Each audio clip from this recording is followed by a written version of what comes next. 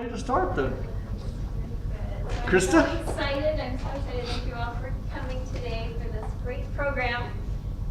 Joe Ozier, am I saying that right? Joe Yes. Ozier is here. He's a local author. He's also a talented, sort of our local dog whisperer type person. If you have a trouble pup at home, see this guy because he can help you with any sort of problem pooch. So I don't know, you might have to spend a few days with my guy, but Sometimes it takes a couple of days, but we can usually turn them around. excellent. Well, and he's written a children's book about a rescue dog, a runaway dog that finds his way back home, named Shea's Lounge. So let's give him a nice Hi everybody, I'm Joe, as she said, and this is my first book. I have been a dog lover and dog owner most of my life. I learned about dogs when I was growing up in my family. I had we always had a family dog, and I always ended up doing the training and spending a lot of the time with the dog, and so I learned about their behavior and how they kind of started to think and work and what motivated them and what turned them off. And hello, hi. And so over the years, I decided that this was something that I felt that I could work on. And I moved to Florida and I got into community theater. And one of the directors for a show that I was in asked if anybody had a dog that they could train to do some tricks for the show. And I said, I can. And so I brought the dog in and I had to audition him. And so I I taught him a couple of tricks, and he showed the director the tricks, and the director said, I want that dog in the show. And so that began the career of Shep the Wonder Dog. And Shep and I ended up doing 5 or 6 different shows in Florida, and then I got Shea, and I met Shea when I was doing some research for this musical that I was writing about Shep's life. Because I'd been in musicals and I thought, well, you know, I could do that. I think I could write a show about a dog who gets adopted, but he gets adopted by the wrong family, and they chain him up and leave him attached to a dog house for about 3 years before I found him. And I convinced the dog owner to let me take his dog and give him a good home. And so I did, and Shep and I became great pals, and I drove to Florida and spent 10 years there, and that's where we began doing community theater, and where Shep began learning his tricks, and where I began learning that I can really change dogs' behavior. And then I found Shea, and when I adopted Shea, I brought her home, and she ran away. And she found a little crack in the fence, and she squeezed through and escaped. And so basically this story is about Shea in the first few weeks that I had Shea.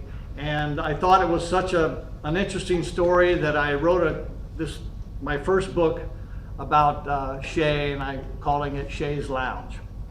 So with that, Shea's Lounge is a story about a runaway dog that found her forever home. Written by Joe W. Ozier.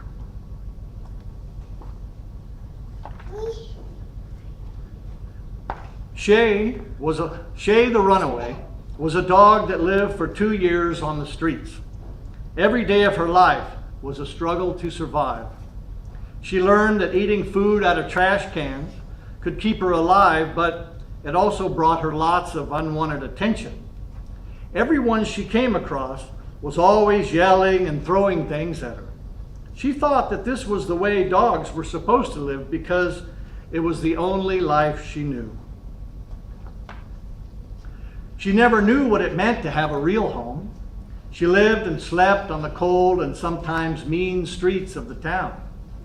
She was always on the run and moving from place to place. She never slept in the same spot 2 nights in a row. The nights were cold, and the people she met were mostly unfriendly. She believed that this is how her life would always be. One of her favorite places to beg for food and water was the local fire station. The firemen were always happy to give Shea food because they could see that she was very hungry and that she looked helpless and alone. "The poor girl is homeless," said one fireman. "She has a very kind-looking face, but nobody is taking care of her. Just look at how skinny and dirty she is. This poor dog needs my help." So, on that particular day, the kind-hearted fireman gave her a ride in the fire truck all the way to the closest city.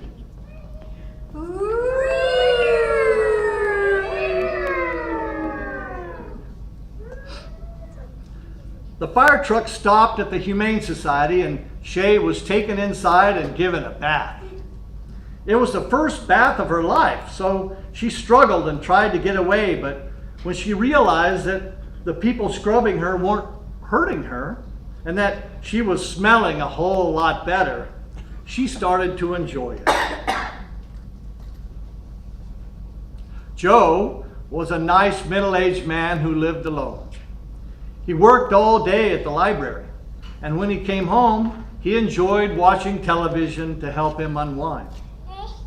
After a long week, he was settling in for a quiet weekend when a commercial came on TV advertising that the local shelter had lots of great pets to adopt. They mentioned how owning a pet can help prevent loneliness and add years to a person's life, not to mention adding years to the pet's life as well.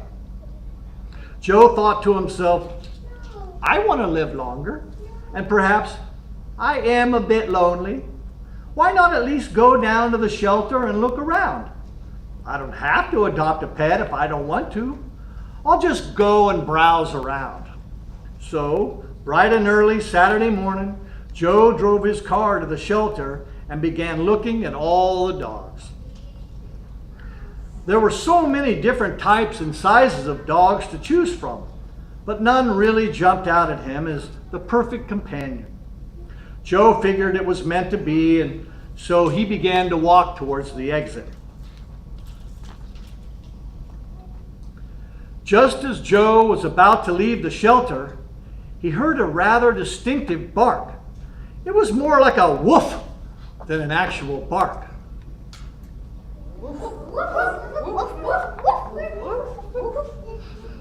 He looked over his shoulder in the direction of that woof, and there, sitting in a cage all by herself, was Shea. He walked over to her cage and looked into her eyes. "You have a good-looking face. You seem nice enough, and you're about the right size," Joe said. Then he asked Shea, "Are you a good dog?" Shea woofed and wagged her big bushy tail at Joe. Joe's heart skipped a beat. Joe knelt down right in front of Shea to get a better look at her. Joe smiled at Shea. Shea smiled back at Joe. Joe decided that Shea was the perfect dog for him.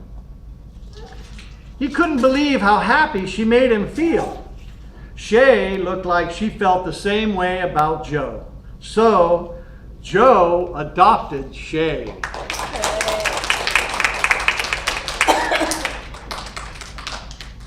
Shea got her shots, her dog tag, and her microchip. Joe got a list of how to safely prepare his home for his new arrival. Joe then bought a big bag of healthy dog food from the pet store and drove Shea home. Joe took a bowl out of the cupboard and painted the name Shea on it in big, bold letters. Joe filled that bowl with dog food and set it on his porch right in front of her. Shea couldn't believe that Joe had given her food just like that. Well, Shea quickly ate every tasty kibble in that bowl.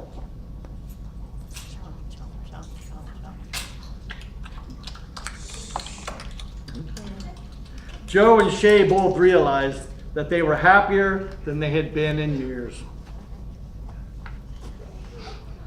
Joe watched with pride as Shea wandered around his backyard, sniffing everything in her path.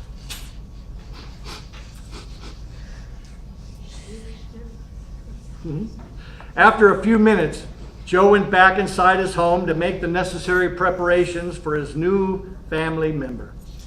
Shea kept exploring her new yard, and after a few minutes, she noticed a hole in her fence.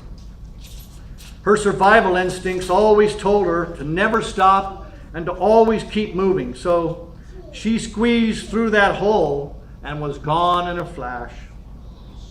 A few minutes later, Joe came back outside to check on his dog, but Shea was nowhere to be found. He looked everywhere for her, but no Shea. All he found was Shea's empty dog bowl. Joe got in his car and drove around the neighborhood calling out her name, but he could not find her. His heart sank at the thought of losing his new best friend. He wondered if he would ever see Shea again.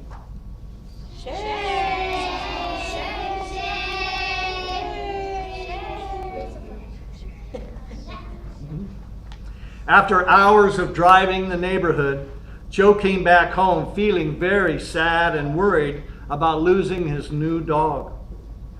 As he entered his home, his phone was ringing. To his surprise and joy, it was an officer from the Humane Society. He told Joe that he had caught Shea running in an alley. Joe said Shea must have escaped through a hole in his fence. The man told Joe he could come and get Shea anytime after Joe fixed all the holes in his fence. He also told Joe that some dogs who have lived on the streets for a long time tend to go back to that life because it's the only life they know. He said that some wild dogs can't live the simple life in a home, and that perhaps Shea can never be tamed. Joe went out into his backyard and walked all along his fence line until he discovered where Shea had escaped. He felt so guilty. He blamed himself for not preparing his yard properly for his new guest. For the next few hours, Joe did what he could do to fix all the holes in his fence. He checked and rechecked all the places along his fence where Shea might escape, because he loved Shea and couldn't bear the thought of her wandering somewhere out in the world again, all alone without him. Joe felt his yard was finally ready, so he drove back to the Humane Society and picked up his dog. Joe was so happy. Shea looked happy too.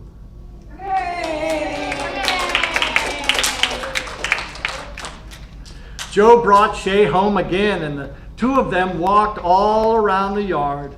Shea didn't seem like she was looking to find another way to get out. After they had their walk, they both sat together in Joe's backyard, enjoying each other's company. Joe sat in his backyard lounge chair, petting Shea the rest of the day. Joe seemed very confident that Shea could not get through his fence, so the next morning he went to work without any worries. Shea found herself alone again in the yard.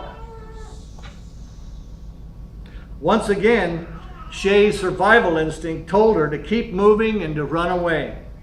Within a few minutes, Shea found a bit of soft dirt under a part of the fence.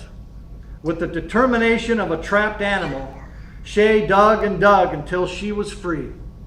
She squeezed under the fence and ran away without a care in the world.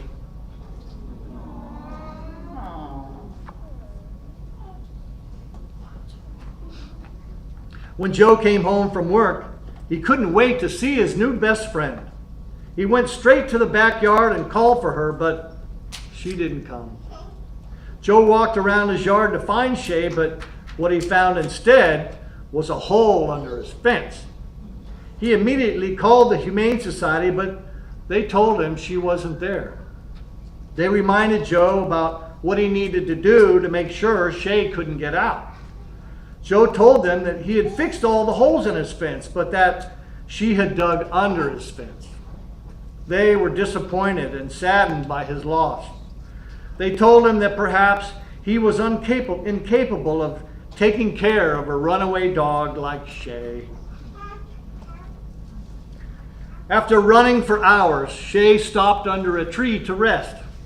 She thought that it felt good to be back in the wild, living on her own again and being the master of her own destiny. Then, suddenly, a strange feeling came over her. She began thinking about what had happened to her over the last few days. She thought about the man who gave her his home and who fed her, and how she had enjoyed sitting next to him as he pet her. Then she remembered sleeping in the alleys filled with trash and of the garbage cans that would be providing her all of her future meals. Her survival instinct told her what to do next. She turned around and started to run, putting all of her canine senses into high gear. She began to see landmarks and familiar streets and smelled familiar things, so she began to run even faster. Finally, she came upon a neighborhood that looked right. It took her a few moments to get her bearings, but she found that familiar fence and slipped back through the same hole she had escaped from.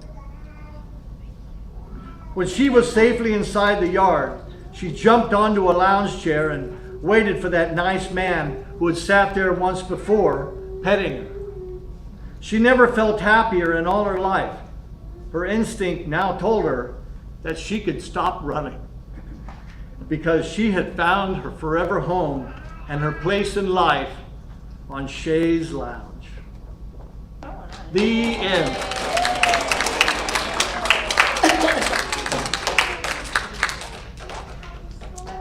So, that's the story. Do you have any questions?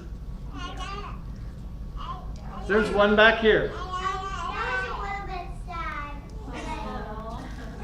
Yes, a little bit was sad, wasn't it? Anybody else? Oh, I had a happy ending. I did have a happy ending. I like happy endings. Okay, so what we have now is, this is the question and answer time, which is what we have right now. If anybody has any other little questions or comments or anything they'd like to ask. Yes? How long did you have Shea? I had Shea for 10 years. She had a great life. We did a lot of great things. We, in Florida, there's a lot of water, and I love to swim, and I love to be in water, and so I got a kayak, and Shep used to sit in the front of the kayak, and Shea used to sit in the back of the kayak. And we would row through the waterways and around the little islands and things that were around where I would live, and we would explore the beaches, and it was very, very nice. And Shea actually got to be in a couple of shows, and so she learned a little bit about theater too. So, any other questions? What kind of tricks did you teach your dogs? Well, I taught Shep to bow. He could bow at the end when we all came out along with all the other actors. And in one show, I was a trainer, and I said, and now I introduced Shep the Wonder Dog. And Shep was released from the back of the audience, and he would run through the audience and jump up on the stage, jump up on a little cube that I had, and wave. He would kind of wave and bark to the audience. And then I had him jump over a stick on top of another box and catch a ball. Sometimes he didn't always catch it, but most of the time he caught it. I had him run across the stage one time with a woman's bra in his mouth, with a girl chasing him in a towel, going, "Come back with my bra!" It was very funny. So those were some of the tricks that I had Shep learn. Any other questions? Yes, Kristen. How long did it take you to write the book? And do you want to talk about the process? Well, I moved back to Fresno to take care of my mother, who was getting old and a little bit ill, and so I had a lot of time to spend. So I decided that I was going to do a lot of writing, and so I spent a lot of time writing plays and musicals, more musicals. And after Shep died, I I decided that Shea needed her own story because she kind of lived in the shadow of Shep, because Shep was known as Shep the Wonder Dog. He got reviewed by theater critics, and we probably did about 5 shows together. So I had Shep first, so I concentrated too much on Shep. And so I kind of felt that Shea got a little bit of less attention. And so I wanted to give Shea her story and make her story as important and as available as Shep's story. So I sat down and I started thinking about what would be the best story to tell about Shea, because there were a lot of them.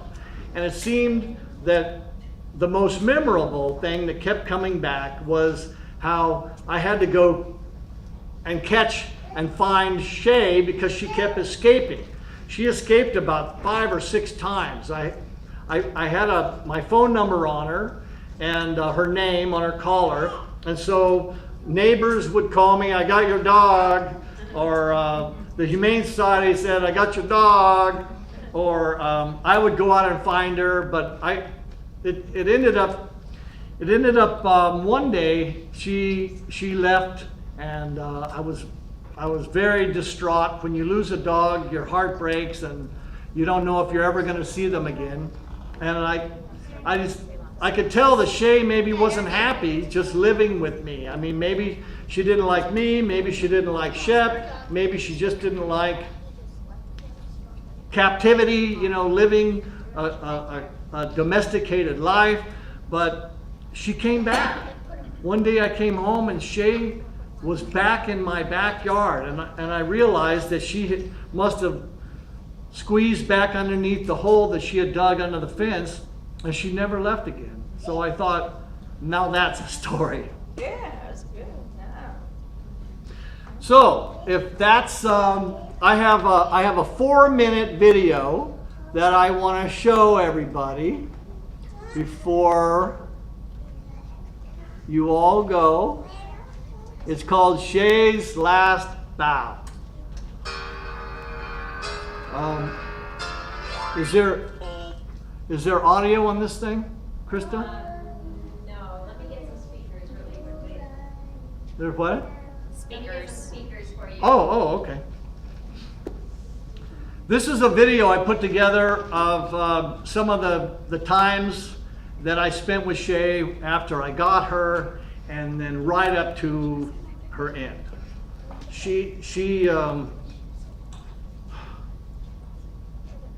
I had to put her to sleep. She got really old, and it was really hard if you've ever had to put down an animal. It's not fun. So, sorry.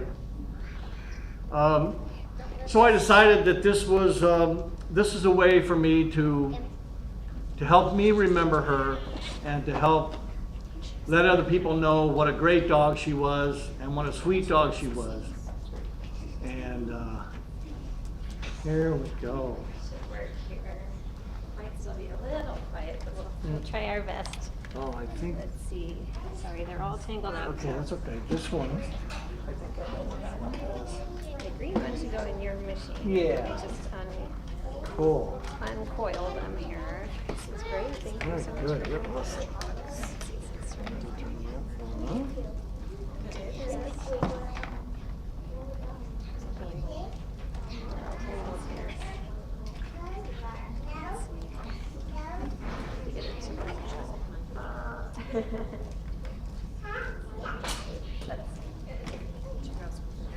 Okay. Everyone, Lexi the lab will be here at 2:30 also. So after this, in the children's room, if you want to read to Lexi, the dog, which will tie in nicely here. Let's see. Uh-oh, that's the one that I want. Why does it keep doing that?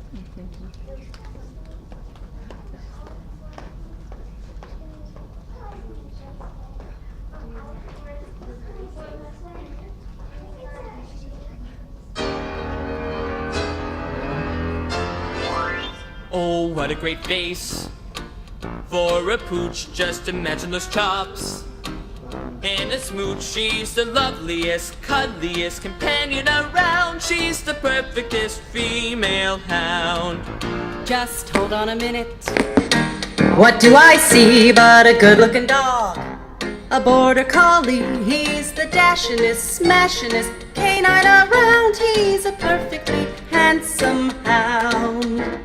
I wonder would she like to chase the cats away, then rest a while together in my den. I wonder could he love a dog who's been astray, when he hears the who's and what's of where I've been. Just look at that tail, it can't be beat, and check out her walk. On all those feet, she's the prancingest, dancingest companion around. She's the perfectly dashing hound. He must be a duke or a prince, I bet he can jump the highest fence. He's the royalest, loyalist canine around. He's a perfectly dashing hound. I wonder would she like to chase the cats away, then rest a while together in my den. I wonder could he love a dog who's been astray, when he hears the who's and what's and where I've been. Oh, what a great face for a pooch, just imagine those chops. In a smooth, He's the dashingest, she's the loveliest, she's the cuddliest, she's the presidentiest, she's the dancing, she's the perfectest canine around.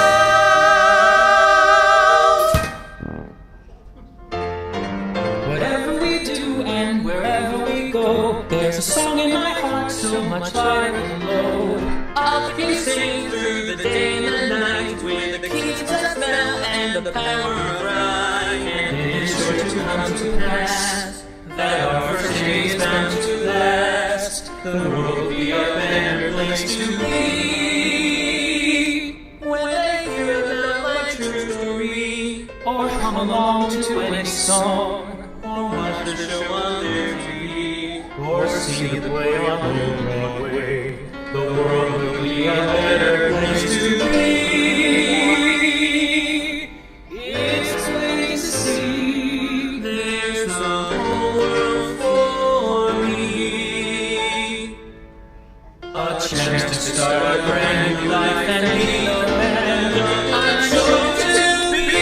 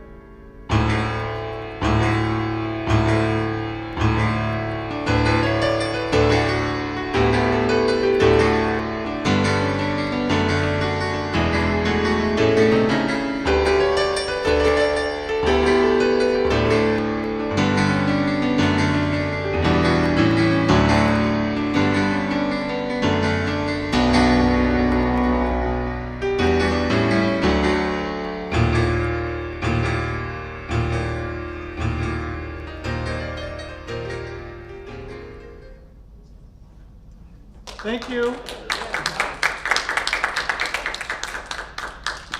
you write all the music for that too? Yes, I did. That was the music from Shep the musical. That was very nice. That was just some of the songs. There's like 20 songs or something like that. But I did that over a 10-year period. So anyway, I was going to put this one up too. But anyway, so if any of you would like to buy a book, I have books here. I will sign them. Just tell me how to spell your name and I will spell it correctly. What I would like is if Please stop in and see like Kid read a story to her while you're Okay. how to contact you. walking our meeting.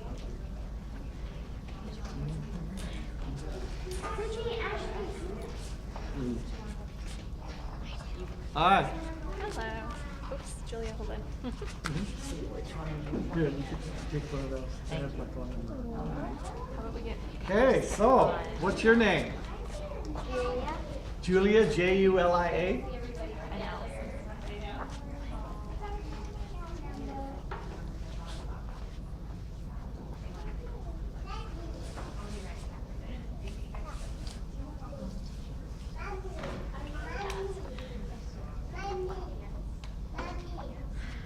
Can you put Aunt Allison in there too? Because I'm just gonna get the one, if there's sisters. Oh, That's oh. okay, just, can you put Aunt Allison? Is that okay? Yeah. Could we get one? No. Thank you. Oh, yeah. Yeah, cash or check, How either. much are they? They're 12. Okay. There you go. I think I actually have. Thank you very much. Thank you. All right. Hi, Angelique. How are you? I'm good. That was so cute. I just saw your Facebook thing last minute today, and I was like, Oh, well, I'm glad. If you have any money, I was so I know. glad to see you. I'm like, hey, somebody I know. we don't that was have any really money, sweet. I but know, I didn't want bring any this- money. You don't have any money? You know what? We'll get a book from him at the next drum circle or something. How's that? Yeah. Thank you so much. Thank you very much. I don't know why it printed in cash. I never have cash. I know. All right. Thank you. Bye-bye. Hi.